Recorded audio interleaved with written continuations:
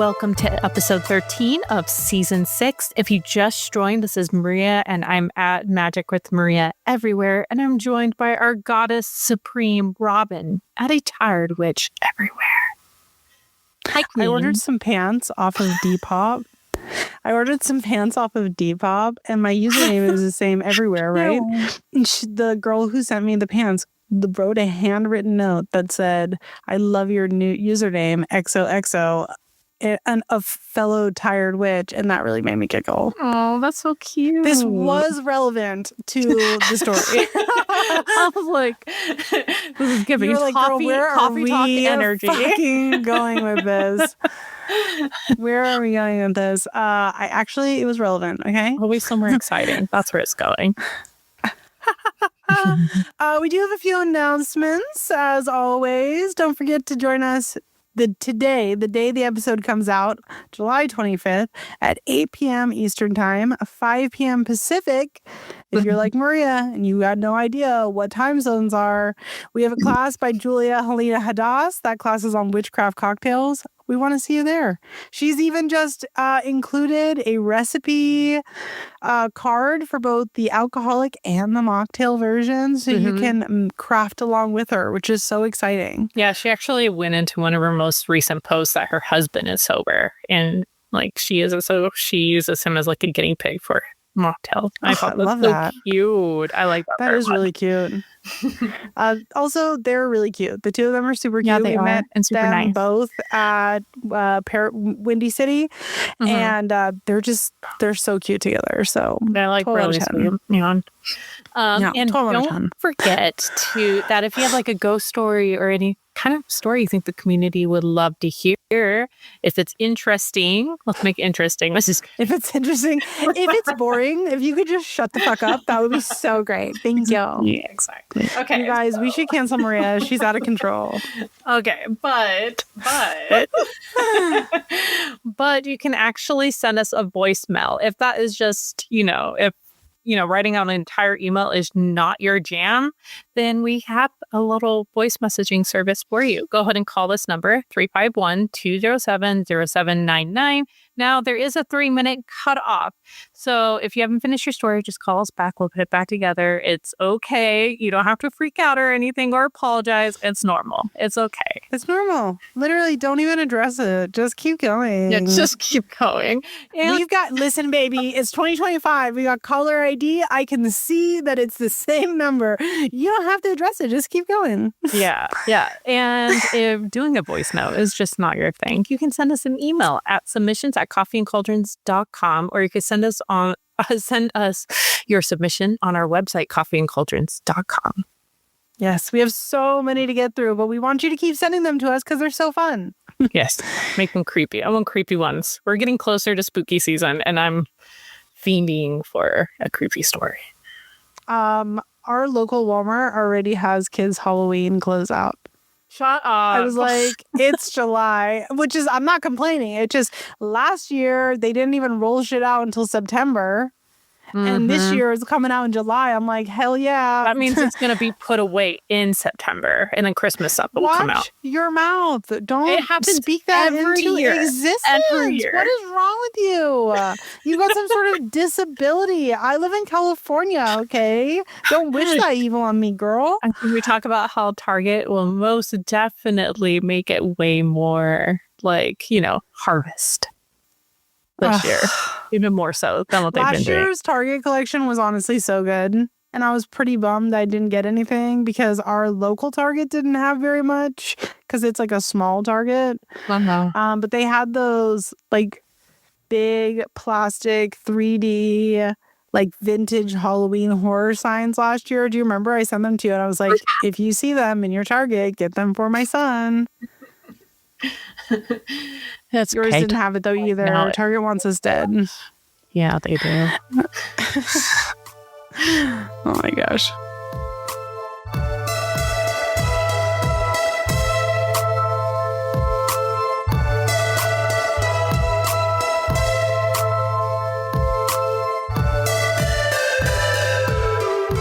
just joined us this week, every week we come up with, we are not inventing this, we talk about upcoming lunar phases and how you can utilize those in your magical practice. Now, that being said, if you recall last week, today, the day this episode comes out, is the new moon, which is why last week we talked about the dark moon. It is going to be the new moon in Leo. Now, that being said, in terms of this particular new moon, I think it's really important for you to know that currently we are in a Mercury retrograde. That does not end until August 10th. So why is that important? Because the Leo new moon is all about confidence, charisma, leadership, recognition, finding your voice and your kind of mark in the world. And it's important because when we are in a retrograde, this can affect things like communication. And so, if you're going to utilize this new moon for things like confidence, things like your represented identity and kind of putting a new little burst into all of that, let's make sure we're using our words carefully. It is retrograde. This is how we can accidentally phrase things poorly or not get specific enough. And then what ends up happening is our spells backfire. Our spells backfire because you weren't specific enough. Or you were too hyper specific and weren't, around all the things around it. It would be my personal advice to start the seeds for something that you want to be a slow burning long-term spell because of this. If you're going to specifically use this spell for the Leo new moon. So maybe this is something we're just starting and you're going to start a money bowl, or you're going to not a money bowl specifically, but like if you're going to start something inspired by a money bowl, like perhaps you're going to go plant some seeds that are going to be for a long-term spell that you work with, and you're going to tend to that garden, etc. Do something that's a little bit longer burning, slower burning, so that way you're not putting all your eggs in a retrograde basket. Yeah. Or you could be like me and just gas up Hermes, be like, you're the coolest, and I think you should be. I think you're actually so cool, Hermes. Has anybody lately ever told you how cool you are? Because you are so cool. Look, I am a bit during Mercury retrograde, I always leave him out a little treat, and I always do Red Bull. And I know a bunch of witches are like, ugh, that doesn't make any sense. That's stupid. It actually does make sense because Red Bull gives you wings, bitch. Okay, well, he's literally the mascot, and Hermes would love that, one. And secondly, full of caffeine. Hermes as an energy loves caffeine, and the whole Red Bull, Hermes stole Apollo's bulls, and it was a whole funny thing. That's why he is a trickster. But anyways, I digress. I would be careful about the type of spells you are doing.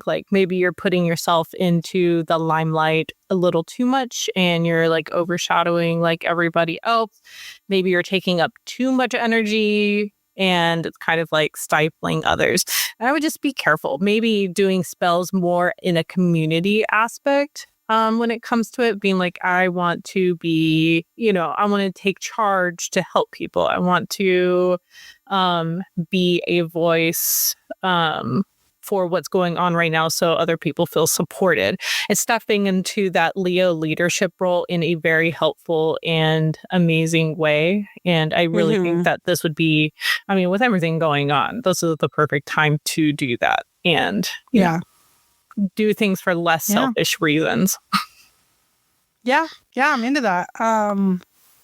No further notes. Great work, Maria. Oh, you're welcome. Thank you. Thank you. I got a big brain. It's so big.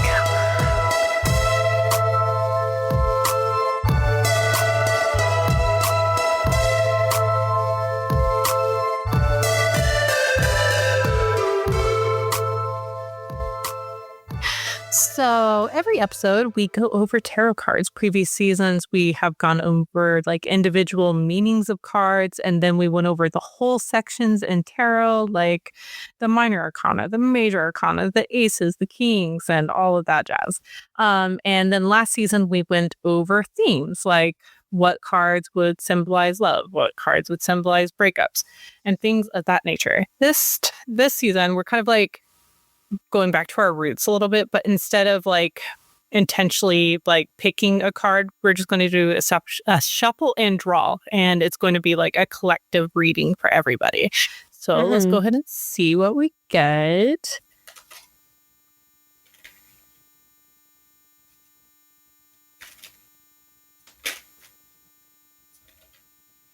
Okay, so in true Leo new moon fashion, we got the Six of Wands. Oh, yeah.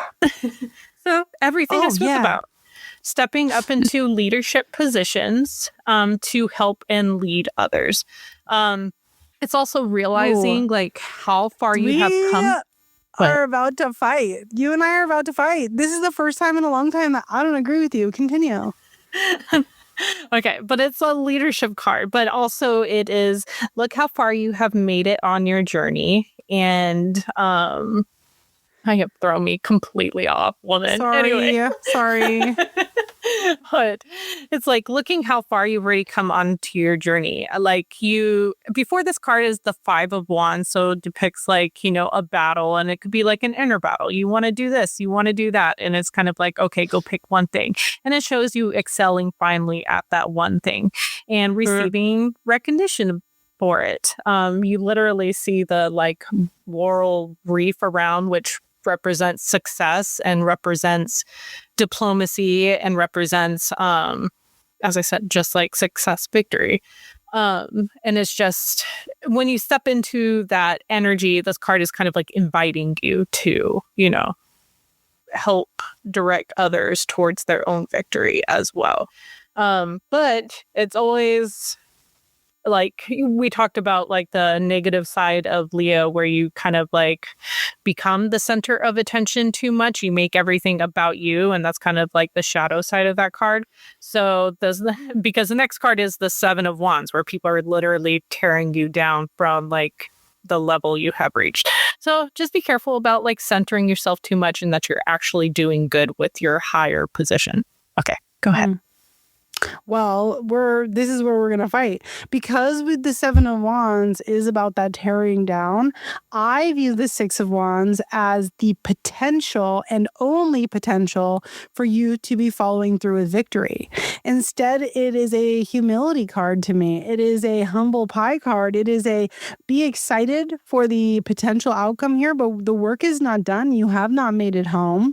You have to continue moving on, because unfortunately, if you get too cocky and you rest your laurels, and you rest those laurels, then what ends up happening is the Trojan horse effect, which happens is the Seven. So I find that so interesting that you and I, because we have not had disagreements on cards in a minute. It's in a while, but here we are. There are cards you and I definitely don't agree with. Like we just haven't gotten them. Yeah. And here's one of them. I will say, though, that I do think that this,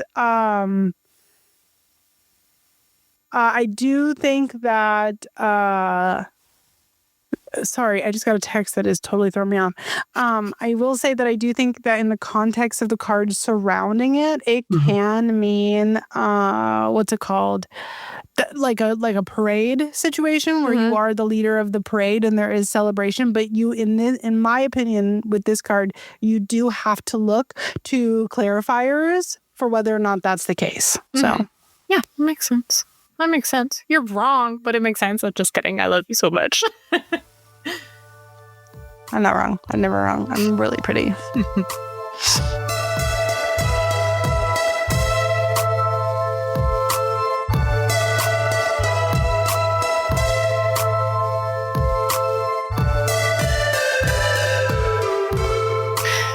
So last episode, we went over like the element of water, and we just kind of talked about what it corresponded to and how we use the element of water in our personal practices. And we're just kind of going around the elements right now and around the circle. And we're going to also like touch on spirit. We're also going to touch on above, below, and the center. But yeah, as I said, this time we're talking about earth.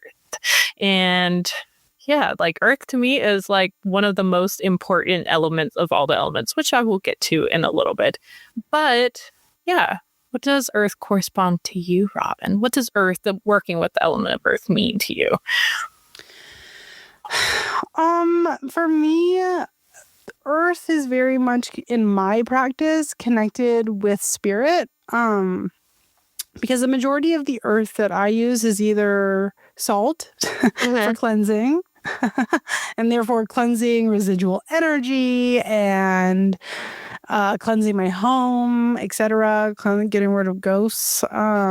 Or on the flip side, using things like graveyard or grave dirt to either protect or to call spirits. So for me, spirit and earth, they function so similarly together. Mm-hmm. Of course it can be utilized for things like prosperity and grounding, etc. But very much in my practice, earth is connected with things like communication and protection. What about you? So, as I said, earth to me is like one of the most important elements. Like earth supports all of the other elements. It supports water, it supports fire, it supports like, air. Like it's all like connected, but earth is what is like on the ground for all of it taking place. Like it is, as I said, the most important element to me. And I do agree that it does also symbolize spirit to me, because I work a lot out in nature, and being out in nature is so important. It's like the fundamental part of my spirituality is connecting with the earth and connecting to the different energies of. It's also really big for animists as well. Mm-hmm. People consider themselves animist. I mean, I am an animist, but I am not a like devout animist. So I don't want to speak on behalf of all animism, but the two I feel are so closely connected as one of the most important elements that we have in terms of spirituality. Yeah, I agree. And I also have some elements of that in my practice as well. Like it's a pretty big part, because as I said, I do work with the earth a lot. Even like when I do normal spells, I've always called like whatever earth spirit is around me to come and help me with my spells. But also, as I said, grounding is very, very important when it comes to earth for me. And that's why, like, if I feel like things are spinning out of control, like if I go out in nature and if I am touching the earth, I feel better and I feel supported. Like, not to get like super woo-woo new agey, but I am a really big believer in like putting your feet in the soil if you can, and like doing literal grounding in that way. It was like actually a whole movement. Like I think in the 70s or 80s, it was called I just said new ages, you dork. Well, no, it was called earthing. And what you would do is you'd walk barefoot as much as you could, like outside, because it was good for your feet. It was good for like your health. I feel like people still do that. They do. Yeah. Rarely, they do it, but not as often, because the whole point was even to go hiking barefoot. Like, look at your face. You need to build up that like rough skin underneath your feet, and earthing helps you. My brother calls those summer feet. Yeah, my wife has summer feet because she ran on hot pavement as a kid. Summer feet. Yeah, I have summer feet. My brother goes, "It's time to build up those summer feet, kid." He says that to my son all the time. It's time to build up your summer feet, kid. Toughen them up. That. Let's get some calluses. But no, I do think it's important. I feel like, Earth is one of those things that I feel like we are definitely, as a society, very disconnected from. Because we're more than likely to spend time indoors with technology. And while, yes, all these things are made up of the earth, we don't necessarily think of where all these things that give us comfort come from. And we don't have, like, as a society, as much respect as we should for earth. And us as witches is that we need to show as much respect as possible. And because we want earth to continue and we want it to feel supported and not dragged down by us humans, even though some of us humans are very good at that. Yeah. Yep. Mm-hmm. So in terms of your actual witchcraft practice and not just like being a little woo-woo earth walking freak. I'm just kidding. I'm just teasing you.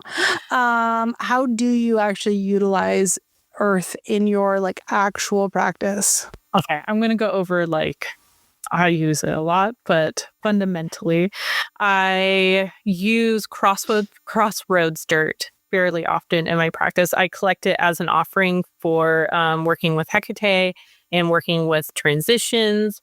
And obviously that is part of the earth. Like I literally go to dirt paths that make the crossroads in order to gather dirt. Even though you can do that for roadsides too, absolutely. But for me, like I feel more power and presence when I'm out in nature and like we're hiking or something and 3 paths like converge and I'll go and gather some crossroads dirt.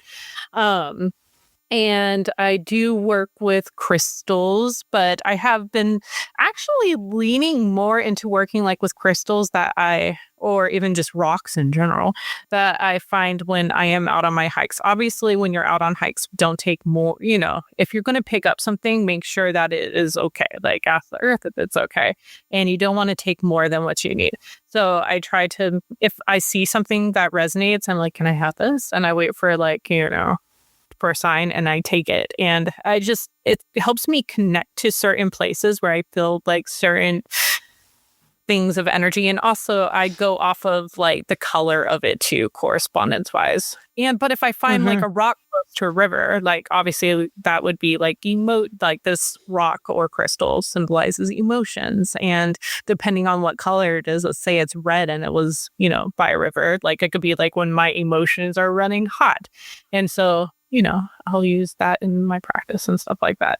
But here, I listed 2. You go ahead and order a couple. No, I'm loving that for you because I think that's all really good advice, especially when you take things like river rocks, like you said. I think they make for really good worry stones, just because they are so connected with like communication and emotion. So yeah, I'm all about that. I do use crystals, but not as much as I used to. Not because I don't still believe in the efficacy of crystals. I've got kids. I don't have this space for like crystal grids like I used to. And I hope to someday get to use my crystals again in that way because I did find a lot of use in it. It's just not really something that is working for me in my practice right now, with where my life is. I do use a lot of salt, like I said, which I think is the best crystal on earth. My favorite conspiracy theory right now, favorite being like in an objective way that like makes me giggle, is the Himalayan salt being giant bones. Have you seen that?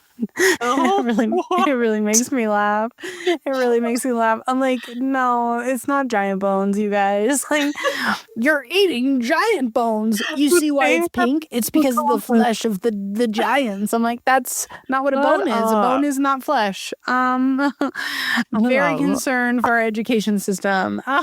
Anyway, I just think it's really funny.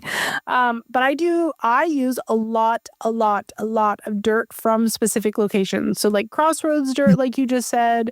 I use graveyard dirt, which is the dirt that does not come from a specific grave. I use that for protection. I top it up because I've got railroad spikes driven into the corners of the property. Well, it's at the house. I've got to expand it to the corners of the property. That's a worry for another day.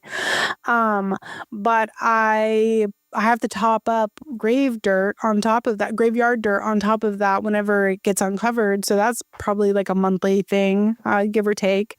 I also keep graveyard dirt on my altar for just general household protection. And then I collect grave dirt for specific spells. I did go into one of my zines that we did for Windy City, which I still have some available if you guys want to buy them. They're at my shop. And we did put them on the Patreon as well as digital copies.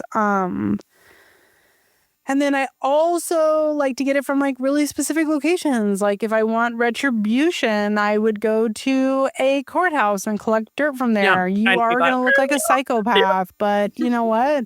C'est la vie. Lobby. If I want like big prosperity, I'll go get some dirt from the bank.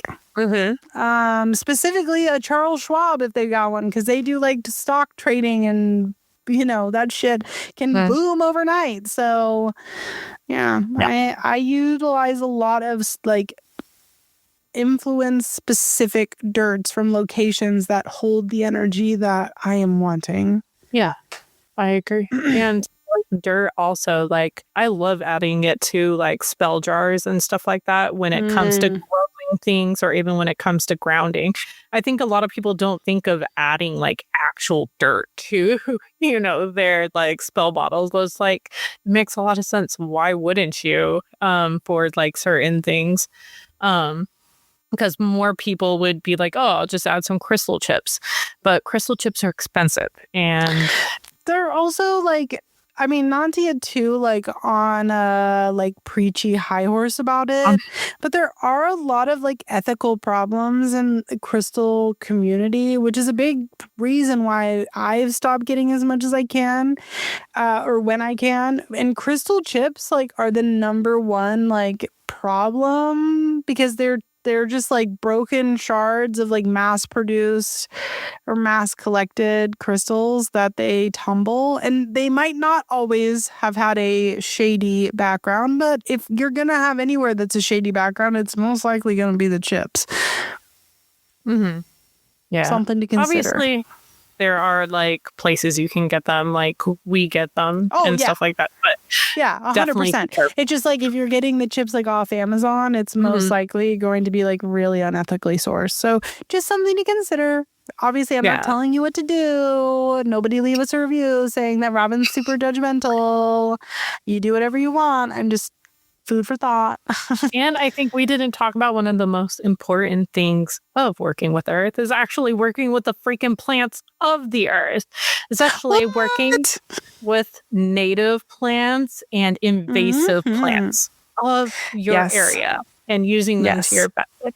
Like, obviously, be careful with native plants that are not in abundance. We want to keep those things growing, and we want to help them flourish. There is ethical ways of like gathering the energy of that plant rather than, just cutting down the whole thing. Like we talked about in the water episode, taking some dew from it, and even like maybe you can take a cutting of it, but not taking the entire thing. And then for invasive plants, as long as they're not poisonous, they're not going to cause you harm, like help your area and remove them when you can. Obviously, you need to be very, very careful about gathering plants if you are out hiking or if you're on a nature preserve. There's a lot of these places that will not let you take any sort of cuttings, invasive or not, from their land. So definitely know the rules, and I would recommend speaking to someone that works there and getting the okay, especially for invasive species, because they might be like, oh, well, that's helpful. We have people go out there all the time and look for these things, and maybe there's a thing that you can sign up to be one of those people. But yeah, plants are a very important part of my practice. Plants matter. They do. And why not work with the ones that are around you so you can connect better with your land? Yeah. Yeah, I think it sucks because of witchy books and even like doing spells like on the Discord and stuff like that, because you need to find like plants that anyone can get. So it's like, okay, well then, just get the stuff from the grocery store or get the stuff from your like witchy shop, and you're not like, really connecting with the land at that point. It's kind of like removing, going to the middleman rather than from the source. And yeah, my biggest advice going off of that is if you're doing one of our group rituals, or if you're doing a ritual or a spell and it calls for something that you don't have or you can't find, inquire or consider what the correspondence of the overall goal is, and then find something that you might be able to find in your backyard or nearby that also correlates with that exact same correspondence, and replace it with that. It's my opinion that that's going to have the best efficacy. I agree. I'm going to be really honest. I don't think we have that much to say about dirt because dirt is kind of dirt. It's just dirt. It's not like water that has so many different forms. Dirt is dirt. Mm-hmm. No, but also like, well, you got to think there's also clay, and like sand, and like there's different types of dirt and for different uses. Is sand technically dirt? Yeah, technically. I mean, it's part of broken up earth. It's glass, right? It's little tiny glass. And so. Glass. What is glass? Still earth, right? Yeah, it's still how earth. Stupid I sound. I'm like, what is glass? Tell me about glass. No, it's still earth. Like here in South Carolina. My God, I'm so dumb. It's You're really not cool. Dumb. Here in South Carolina. I am, and I'm okay with that. Gorgeous girls are allowed to be stupid. Our soil is very clay and sand heavy because this whole area used to be under like the ocean, like fairly more recently than like the rest of the states. That's why like there's this nature preserve that I like to go to where you can actually see like where coral used to be like on these rocks and stuff like that. Oh, wow. Cool. Yeah. That is very cool.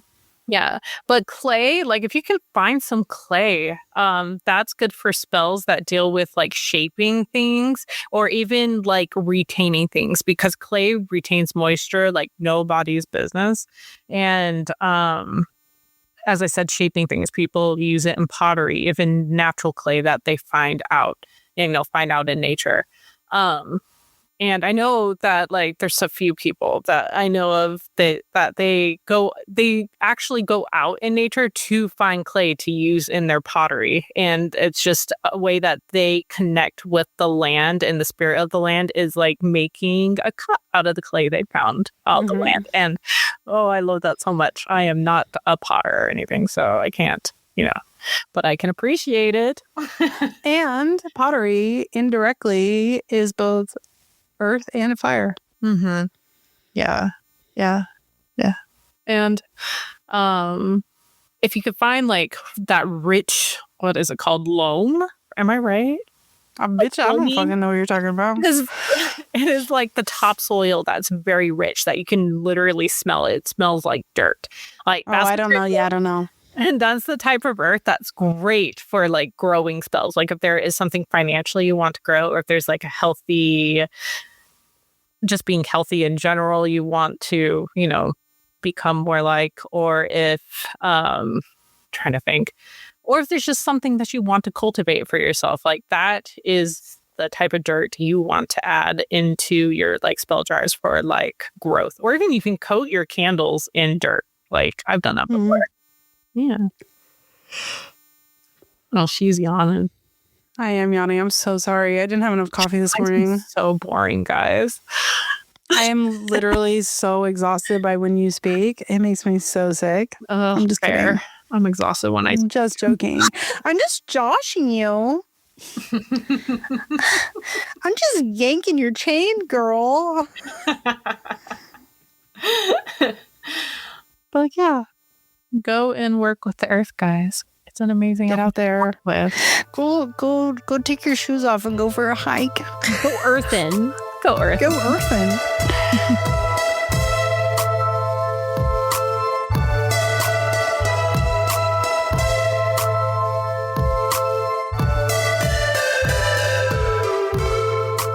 So, Robyn, what is stirring your cauldron right now? Thank you so much for asking. You're so welcome. One of these days, I'm not going to pee my pants when you do that to me. Today's not that day, but one of these days. We need another live episode where we don't. Where you do that to me? Absolutely not. Oh, it's going to be so much. No, we don't need that. Yeah. That being said, I'm really into collaborative magic right now. I just did 2 spells with friends. Mm-hmm. Like we did them as a collective effort. And it's just one of those things where it's so sexy when you work with people and like things start working out exactly how you wanted them to. And like when your weaknesses in your spell work you see is getting balanced out by your friend and vice versa. I don't know. I love that. I love that for me. I love that for you too. Yeah, it's been really fun. I love it. I love it.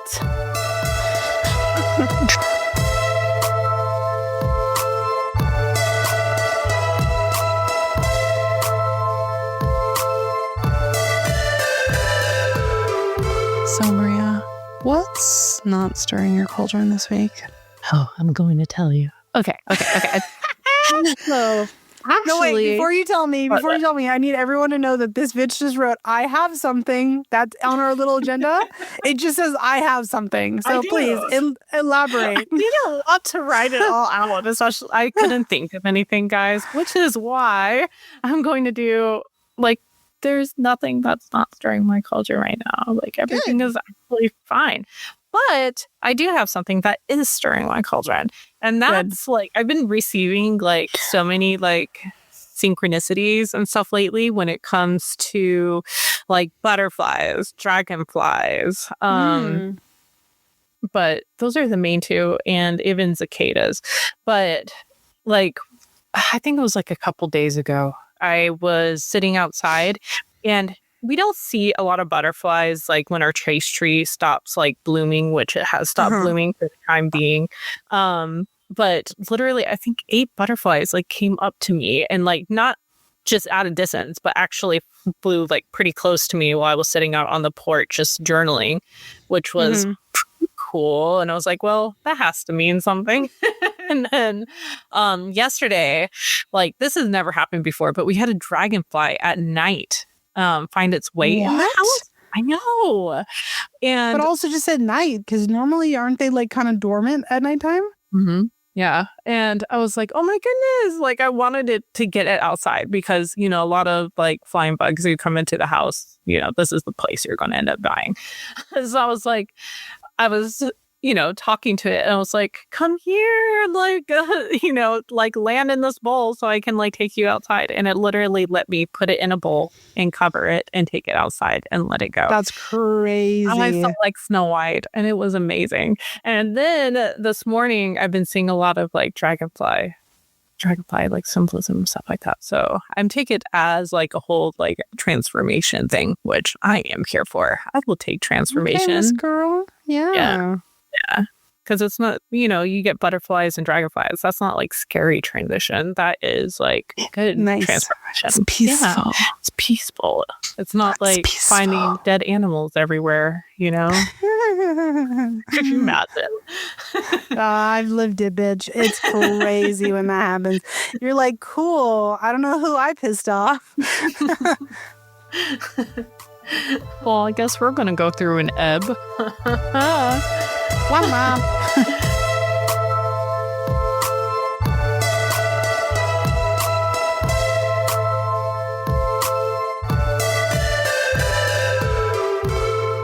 If you just joined us this week, every week we talk about creatives that we are loving right now. This is anyone from Instagrams, books, art, other podcasts, just kind of anything that we think is pretty neat. These are not ads. This is just stuff we're vibing with. Now, that being said, if you have somebody that you would like to shout out, we are taking listener choices. So send us an email, send us a DM. We want to hear. We want to hear who your listener choice is. Now, that being said, Maria, who are you fucking with this week? So you'll love this one. It is shewolfstudios, and there's this certain ceramic piece that is like a tooth fairy. It's like the hand is jutting out of like something you put on the wall, and it has like teeth. And I don't know, I love it, and I want it very much. God, I just looked it up. This is like right up my alley. Are you kidding? Oh my gosh. And that's then so cool. Also, if you like to smoke garden, she makes like special. They have a baby hand one. Do you see the baby hand devil's lettuce pipe? Yeah. Oh my God. I don't smoke grass because I'm a Christian. Also, I am too old. I just have gummies on the odd occasion.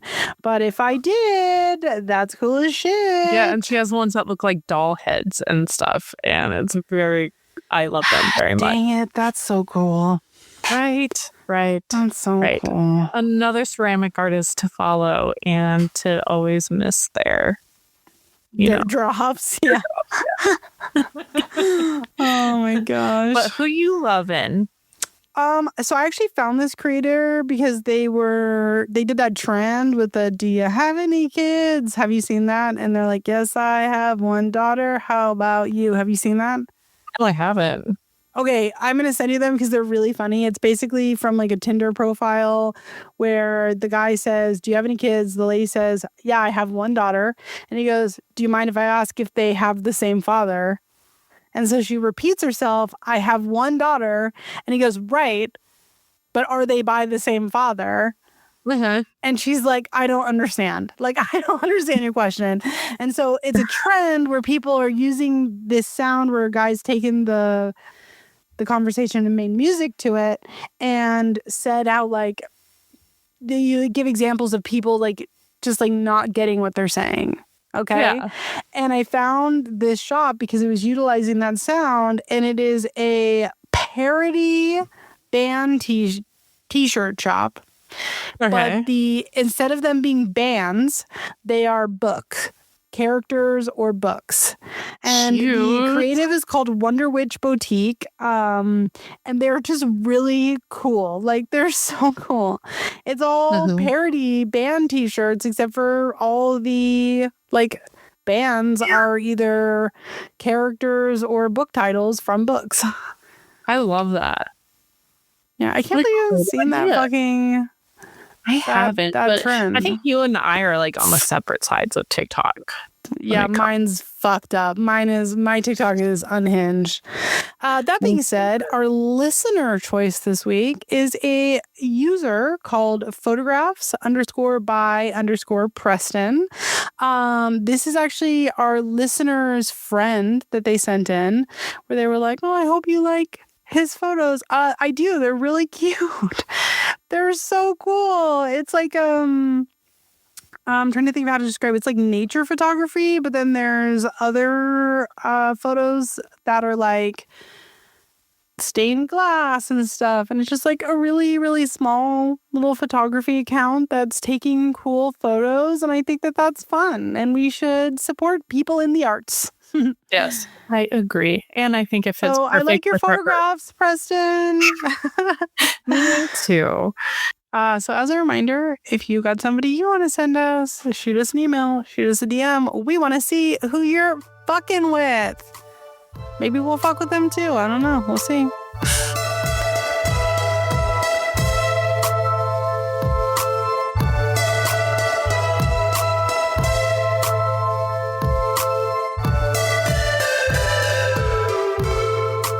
Well, thank you all so much for joining us this week. We hope to see you again on Friday, August 1st for our next Coffee Talk episode, or on August 8th for the 14th episode of Season 6. You can keep an eye out on our social media or head to our website, coffeeandcauldrons.com, to find out more information and see what we're up to. And don't forget to join us this Friday, or today, of which this episode comes out, for our class with Julia Halina Hadas. That class is on Witchcraft Cocktails. We're very excited. And remember that there is a mocktail option.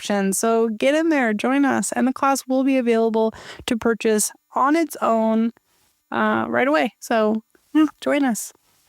And additionally, our Patreon Magical Beginnings offers our special 25-minute part 2 episode, a huge library of articles about witchcraft, a Discord community full of fun events and discussions, and we have tiers offer one-on-one conversations with Robyn and myself. And if you don't want to have a discussion, like you don't want to learn witchcraft, you can like, I don't care what you think. Yeah. It's whatever you want. Whatever you want, within baby. Within reason. And please, if you are loving our sexy, sensual, Chef's kiss voices. You guys might not see it, but I just winked at the camera. Take a moment to review us from whatever streaming service that you are tuning in from, such as Apple Podcasts or Spotify or wherever else it might be. We love reading your reviews and rating us with 5 stars, but really rating us at all helps us to be seen by others. Thank you everyone who's already taken the time to do so and everyone who will in the future. We love and appreciate you very much. We do. And again, this is Coffee and Cauldrons. With Robyn from At a Tired Witch Everywhere. And I'm Maria from Magic with Maria Everywhere. 1, 2, 3. Bye!